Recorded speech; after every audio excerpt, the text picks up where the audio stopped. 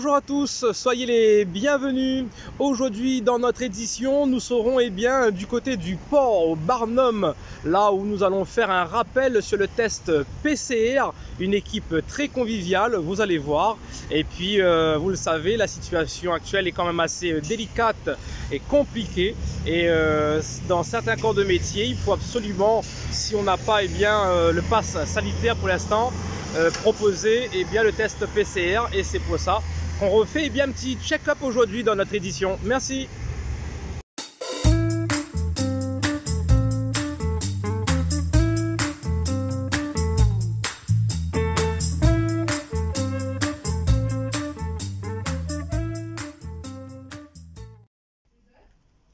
Bonjour, Léonard Rizzi, biologiste des laboratoires Alliance, Réunion.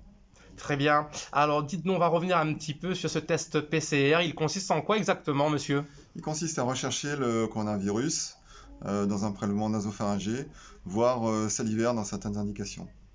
Très bien, donc ça va continuer encore quelques temps, je pense. On n'a pas encore tous les éléments, donc comment de votre côté, vous pouvez gérer plus ou moins un petit peu l'affluence de ces personnes vers vos... Oui, alors il y a les tests PCR pour la recherche des personnes qui ont des symptômes. Il y a la recherche de PCR du coronavirus via les PCR pour ceux qui ne sont pas encore vaccinés. Donc un test qui est valable 3 jours. Très bien. Et ça, c'est jusqu'au 15 octobre, je crois. Après, si les personnes ne sont pas vaccinées ou si les tests ne sont plus valables, puisque le pass sanitaire est là pour savoir si les gens sont vaccinés ou pas. Bonjour. Je m'appelle Marlène, je suis aide-soignante, je travaille donc au laboratoire Serbe Alliance et ça va faire maintenant 1 an que je travaille au post-Covid. Très bien. Notamment nous faisons des tests nasopharyngés en PCR, mais depuis quelques mois nous faisons également les tests salivaires en PCR. Donc au départ c'était pour favoriser les enfants jusqu'à l'âge de 11 ans et les personnes âgées ou en difficulté ou avec des contre-indications. Et puis maintenant, en fait, on va toucher toute la population. Si les personnes souhaitent faire un test salivaire, nous les accueillons également. Très bien. Voilà. Et ça se passe comment du coup? Alors c'est parti, donc on va poursuivre et voir un petit peu justement comment ça se passe à ce niveau. Alors madame? Alors comment ça se passe? Donc en fait la personne se présente comme pour faire un test nasopharyngé. À l'entrée, très bien. Elle remplit une fiche d'identification patient. Très bien, fiche d'identification patient à remplir, très bien. Voilà, où on renseigne le nom, le prénom, date de naissance, numéro de sécurité sociale et un numéro de téléphone 06 pour recevoir les résultats. Très bien. Donc en fait, au préalable, nous allons identifier un pot où nous allons récupérer la salive, donc l'identification du pot. D'accord, voilà. Identification du pot où la salive sera recueillie. Donc il nous faut à peu près 1 millilitre de salive. Ah oui, d'accord. Ça correspond à peu près à cette partie-là de salive. D'accord. En fait, et moi je suis un peu curieux, vous récupérez comment la salive alors du coup?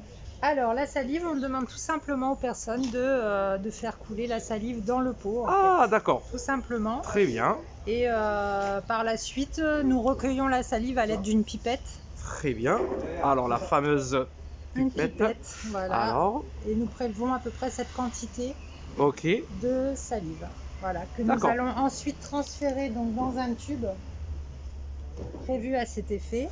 Et dis donc, c'est du boulot tout ça, madame. Hein? Voilà, après c'est une organisation et puis une certaine discipline effectivement et de l'hygiène, beaucoup d'hygiène. Exactement, je vois ça. Donc voilà, tout simplement. Et donc, pour moi, ça va être plutôt un test PCR que je vais effectuer avec vous aujourd'hui pour pouvoir montrer un petit peu aux gens, pour les personnes qui ne savent pas encore comment ça se passe, de réaliser sous votre stand ce test PCR. Et donc, un petit peu d'informations également, on avait vu le biologiste juste avant. Et à votre niveau, que pouvez-vous nous dire, on va dire, pour accompagner un petit peu Alors, donc là, vous allez faire un test PCR, mais plus précisément un test nasopharyngé. Donc, très bien. Nous allons introduire un écouvillon dans la fosse nasale. La différence entre un test PCR, comme vous me demandiez, et un test antigénique, Oui. c'est qu'un test PCR est fiable quasiment à 96%, c'est-à-dire que c'est un amplificateur du virus et de l'ADN du virus. Et donc ça veut dire que simplement, je vous l'explique avec mes mots, Tout à fait. si vous avez la moindre cellule de Covid dans le corps, elle sera décelée et du coup on pourra savoir si vous êtes positif ou négatif. Très bien. On va passer à la pratique. Tout à fait. Aïe aïe aïe. Bon, allez, c'est parti. Donc comme vous pouvez le constater, je suis bien sous ce stand et on va me faire un test PCR. Donc on m'a donné... comment ça s'appelle ça, madame? Un tube dans lequel on va recueillir les cellules.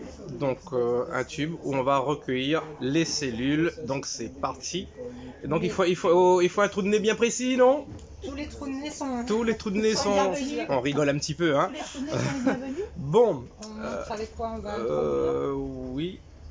Donc pour les personnes qui ne savent pas encore comment se déroule le test, donc c'est ce truc-là qu'on va faire entrer dans le trou de nez, c'est ça? C'est ça, c'est un écouvillon. Un écouvillon. Bon, madame, eh bien je vous laisse... eh ben voilà, hein. Passer à l'action. Passer à l'action, mon Dieu Seigneur. Et je vous laisse commenter un petit peu ce qui va se passer.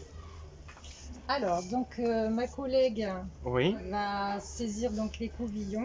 Ainsi que le petit tube. Ainsi que le tube, voilà. Merci. Vous allez garder votre masque devant la bouche. Je garde le masque devant la bouche. Voilà, donc comme je dis à tous les patients, en fait, c'est comme si vous aviez mangé du piment.